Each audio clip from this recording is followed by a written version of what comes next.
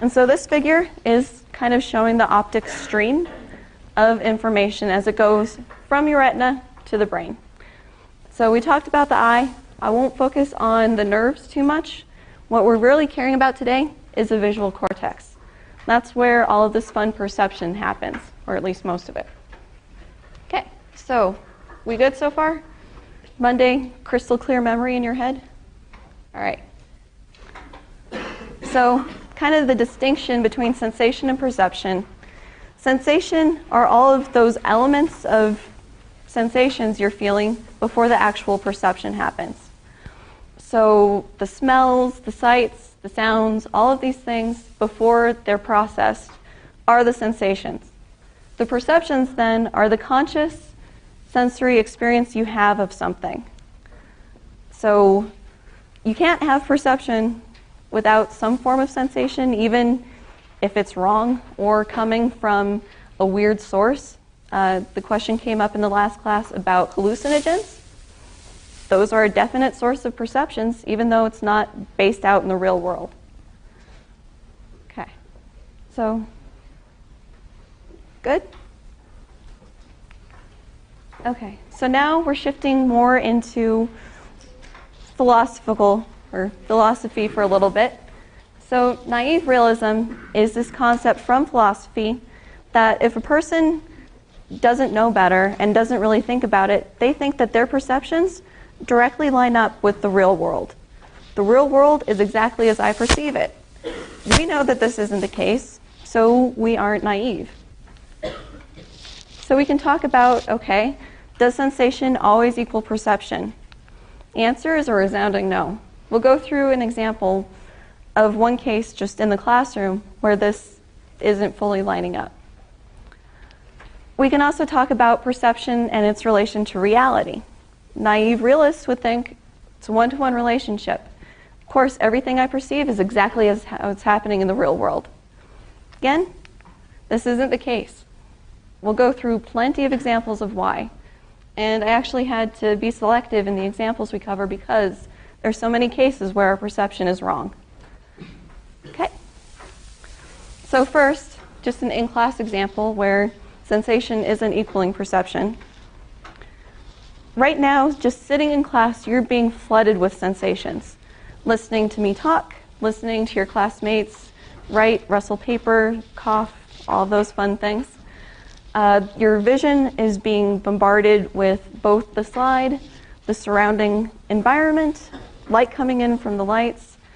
In terms of touch even, just sitting here, you're feeling the chair up against you, you're leaning on the table, you have your pencil, your clothes up against you are something fun to think about if you have the time. All of these sensations are things you're constantly feeling, but you're not constantly perceiving these things, and it's a very good thing. If perception wasn't filtered so that irrelevant stuff like, gee, I hope my sock isn't falling down off my foot right now, all of those informations would probably overwhelm us inside of a couple seconds. So we have filtering mechanisms that let us focus in on the information that's important. So hopefully paying attention to the slide, listening to me talk, not thinking about, gee, the chair feels kind of squishy today. Things like that. Okay.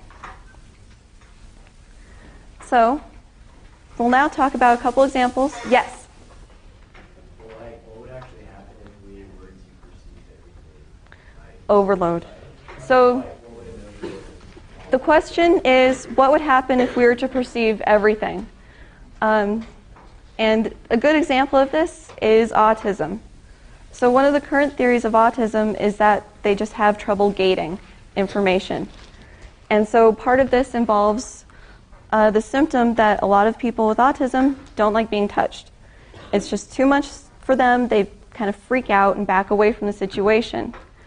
So the theory is, and there's a lot of good data supporting it, that they have a faulty gator.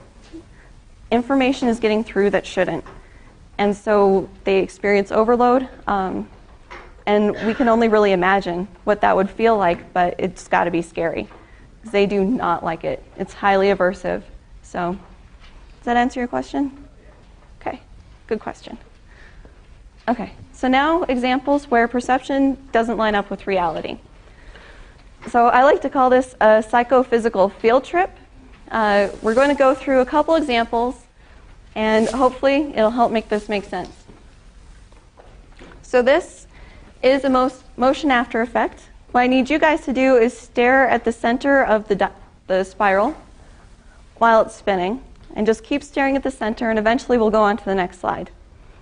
And so what we're doing here is similar to the color after effect that you guys got on Monday, or color after image. And so right now what we're fatiguing are the outward sensitive cells. So these cells love outward motion, so they're trying and they're firing, but they can only keep it up for so long. Okay, so everybody probably should be good.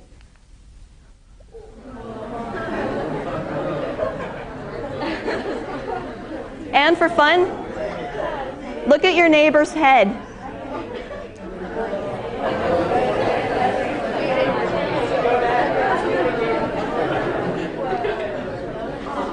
Okay. So what did you guys see? Yeah. Cam's head was imploding. Why is this perception not equaling reality? Right. The picture of Cam, I swear up and down, is not moving. That's induced motion. And so, because you're perceiving something that isn't actually there, there's a mismatch. Okay. Like I said, perceiving motion, not really there. That is your perception playing a trick on you. Okay, is this bottom up or top down? Good. Bottom up. And it's bottom up because you really don't have any control over it. It's a neural property. The information is being affected on its way back up through the brain. It's bottom up. And don't worry if this distinction is a bit confusing. It does take a while to get down. Okay. This next one is called idioretinal light. And so for this, imagine you're in a nice, dark, incredibly black room, trying to fall asleep. You're trying to fall asleep for a while, so you're staring at the inside of your eyelids. What do you see? Colors, light flashes, little specks moving. These are what's called idioretinal light. This is light that isn't really there. So, because you're perceiving light that isn't really there, this is a case of another mismatch between reality and your perception.